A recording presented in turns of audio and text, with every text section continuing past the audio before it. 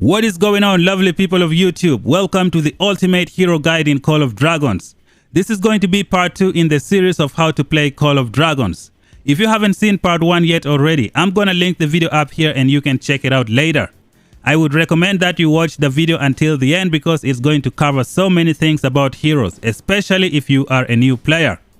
The video is going to be divided into a bunch of different topics. You can skip to a specific chapter that you are looking for.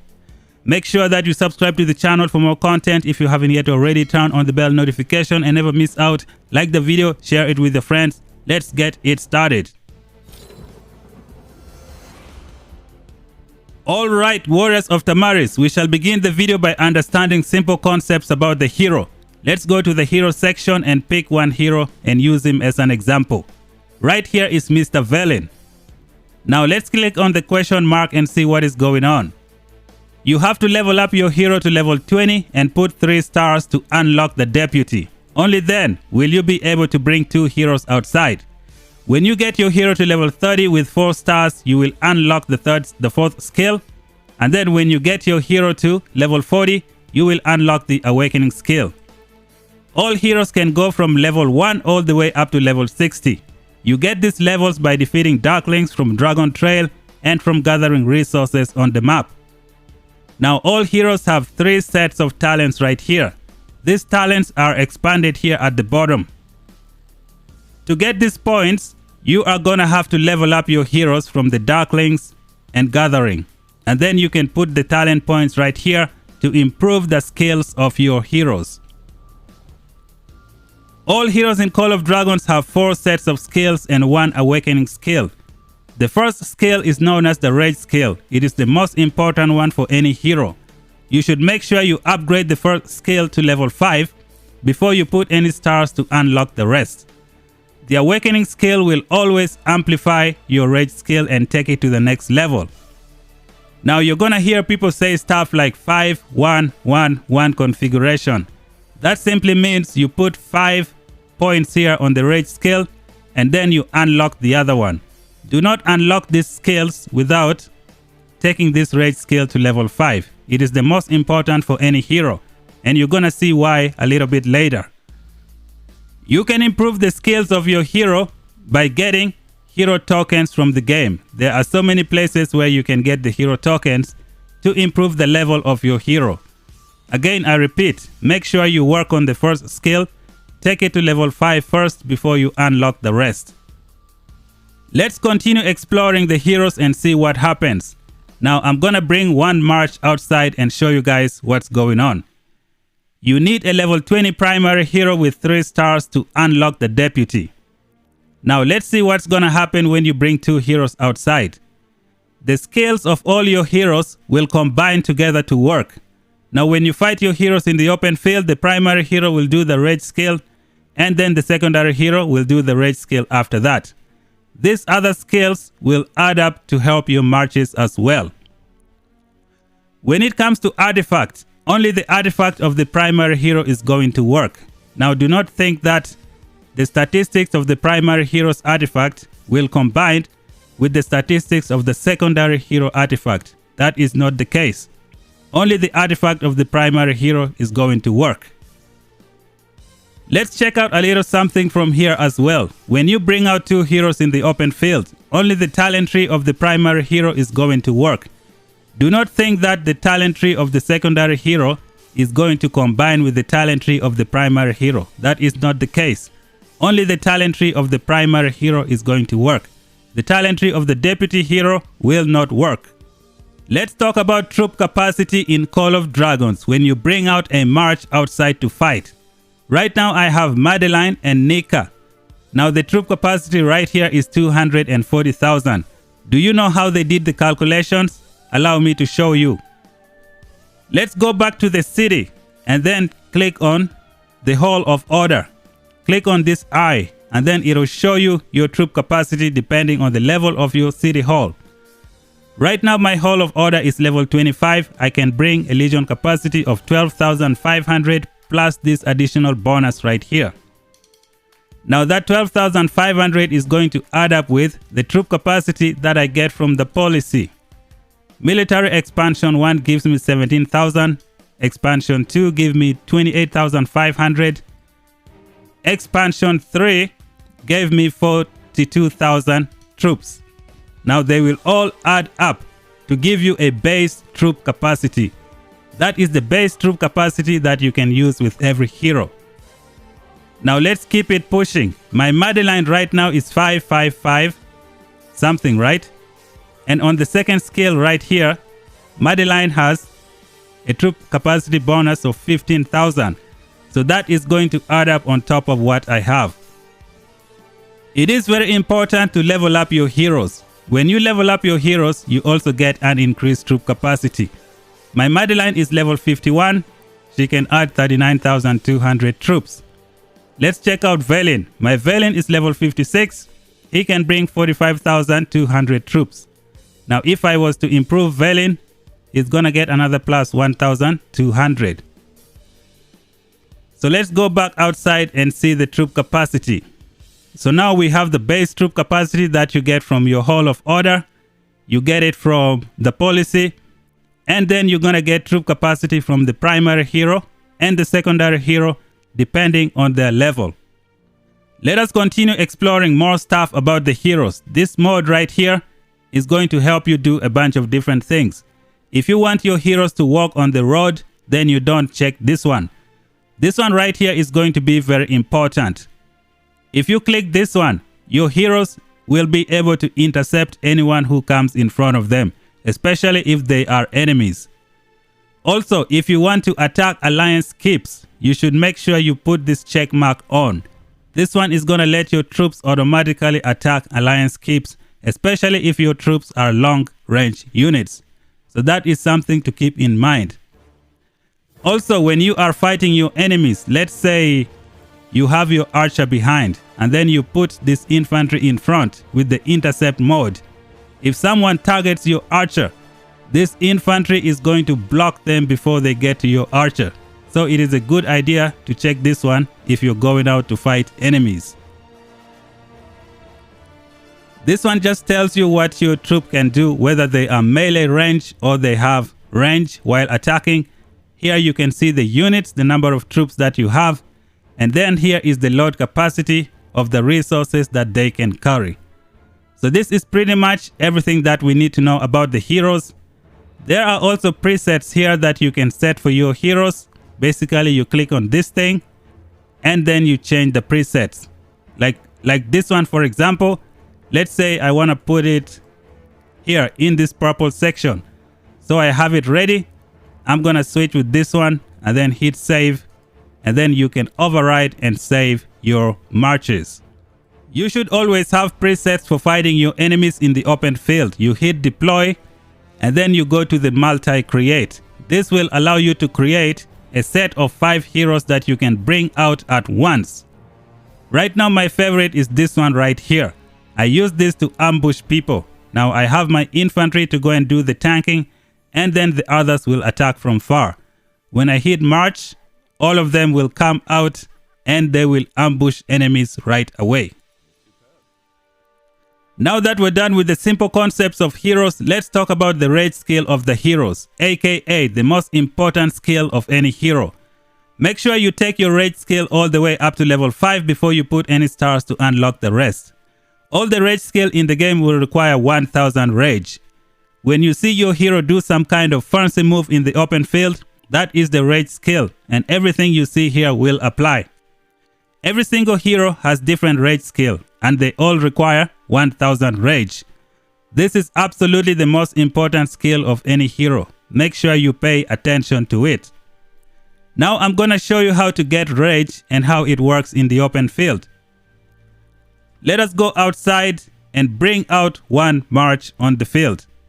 Right now I'm gonna bring Lilia and Atheus outside. Let's see how these two are going to perform. You know what? Let me put Velen instead. I want to show you guys a little something.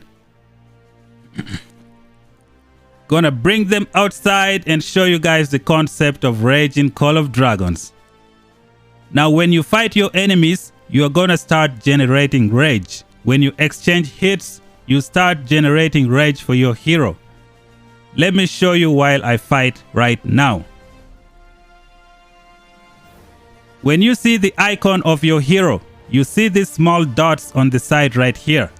These small dots are the rage skill of your hero. Once it fully charges, it is 1000 rage. When you get 1000 rage, your primary hero will do the rage skill, and then your secondary hero is going to do the rage skill, as you can see here on the screen.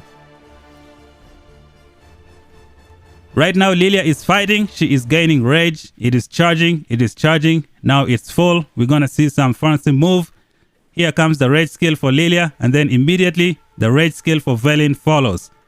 This is how the concept of rage skill works in the game.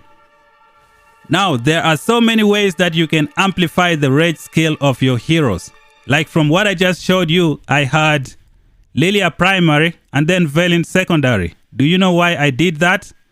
First of all, Velen has a good rage skill damage, 1200 factor.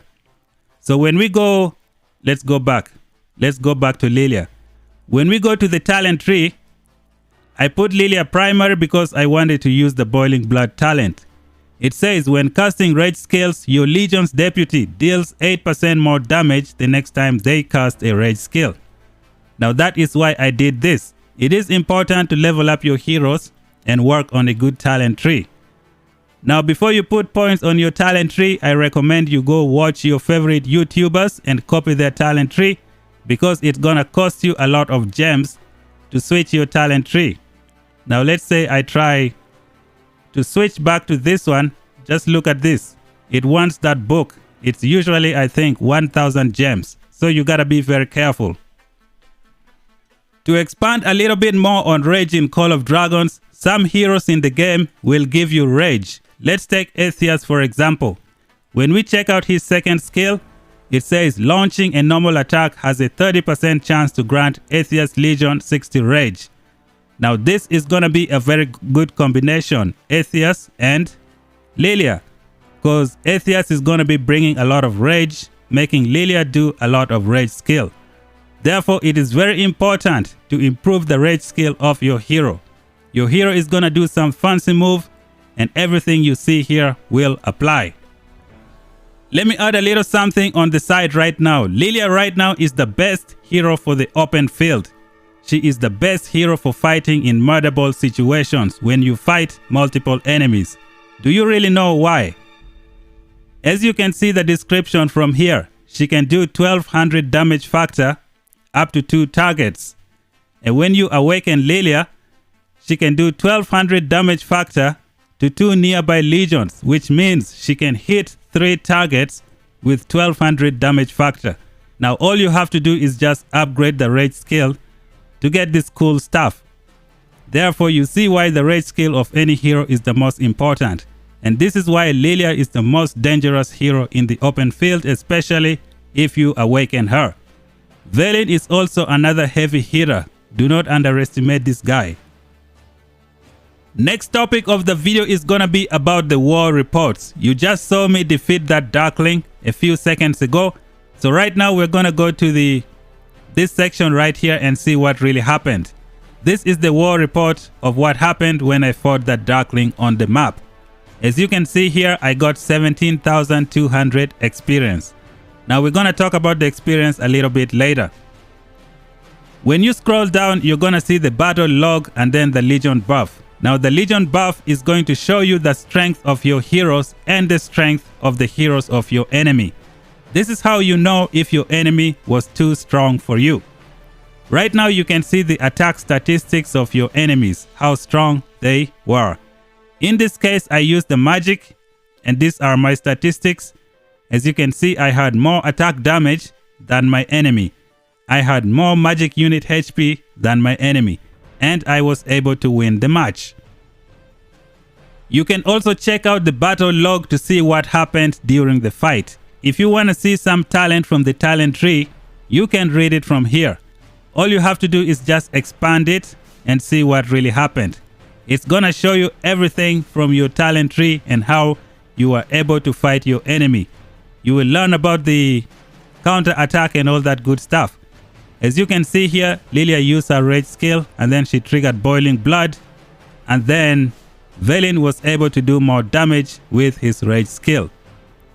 So this is the simple basics of reports. I will be doing more videos in the future about fighting in Call of Dragons. Make sure you subscribe and never miss out. Next topic of the video is going to be gaining hero experience. How do you gain hero experience in the game? Allow me to show you. I'm gonna deploy a preset on the map and use it to attack the Darklings. Now I have this preset right here. This is what I use to level up my troops. Now when you fight Darklings, if you put two heroes together, they are going to share the experience from that Darkling. However, if you fight with one hero, that one hero is going to get all of the experience. This is the best way to level up your heroes. Right now I have Madeline and Nika as the tank, and then these guys are gonna be getting full experience from the enemy. Let's hit March and then look for one enemy to crush. Is there a level 24 near here? Yep, there is one right here. So we're gonna bring the marches here and just go target that level 24. When we click on this level 24, you can see he has 25,000 XP. If I have two heroes together, they will share it 12.5. And then if I have one hero, the one hero is gonna get everything. Now it's just point and shoot. Let's kill this Darkling right here and destroy them. It is also a good idea to surround your enemy, especially if you use 5 marches. You're gonna get surrounded damage. Surrounded damage is excellent when you fight your enemies. It makes you take them down pretty quick. When you fight enemies in groups, you're gonna be doing a lot of damage. Okay, the fight just ended. When we go to the report, we're gonna see the XP that we got. So right now, Lilia was alone. Now the enemy had 25 experience. The level 24 Darkling was giving 25k experience, but you can see here I got 34,000 experience. And then let's check out for Madeline. Where is she? Madeline was double. That was Nico, Kinara. Where is Madeline? Nika. Okay, right here. So Madeline and Nika were able to share the XP from the enemy. So when you put two heroes together, they tend to share the XP. Now when you click on your hero icon, you can see the command points. You're gonna need command points when you attack Darklings on the map. So make sure you always replenish your command points. When you go into your city and you hit your College of Order, there are command point technology that you need to work on right here. Now we have weak points. Weak point is going to give you an increased damage against Darkling. And then you have military leadership right here. It's going to increase your hero EXP bonus. And then we have breath control, command point recovery, stamina, which increases your command point. And then when we go here, we have some more command point stuff here that you need to work on. And then when you check your policy, we also have experience buff right here. We have the war studies, increase your experience bonus. And then we have another one here as well. First of all, let me upgrade this one and get some help from my alliance members. So that, ladies and gentlemen, was one way to get experience in Call of Dragons. Now let me show you the second way that you can get experience in the game. You can get more experience from gathering on the map. Now I'm gonna bring out my best gathering hero right now. I have Keller with the Lucius Horn. And then I'm gonna bring, let's see, gonna put Emrys behind because I want him to get some experience. Now my Lucius Horn can summon up to level 7. So I'm gonna need a high load capacity. Gonna bring them out. And then I'm gonna activate the Lucius Horn and get a resource node right here. So right here we have a level 7 mana resource node. I'm gonna go there and gather. Now what happens when you send your heroes to gather resources? Let's get back over here. This one right here is Keller. When we hit the talent point, we have this talent known as the Earth's Grace. Make sure you put talents into this thing right here. This one is gonna give you 12,000 EXP every day. When you upgrade the second one, you get a plus 20,000 EXP every day 12,000 plus 20,000, that is 32,000 daily. And then when you make your way up here, you have another Earth Grace right here, another 20,000, giving you a total of 52,000 experience every day for any hero. But here is something that you need to know. Kayla will get all the 52,000 experience fast, but once she's done getting it, she is not gonna get it again. Do not be discouraged. Never send her alone. If you have any hero that hasn't got any experience, put them behind your primary gathering hero. That way they can get the experience, even if the primary hero got the experience. The rule says that this amount of EXP per day per hero. So any hero that hasn't got it, you can put them as a deputy to get it, even if the primary has already got the EXP. The next place you can get experience is by attacking Darkling fortresses with your alliance members. As you can see here, this is the experience that you get. It depends on the level of the fortress that you are attacking. Higher level fortresses will give higher level EXP.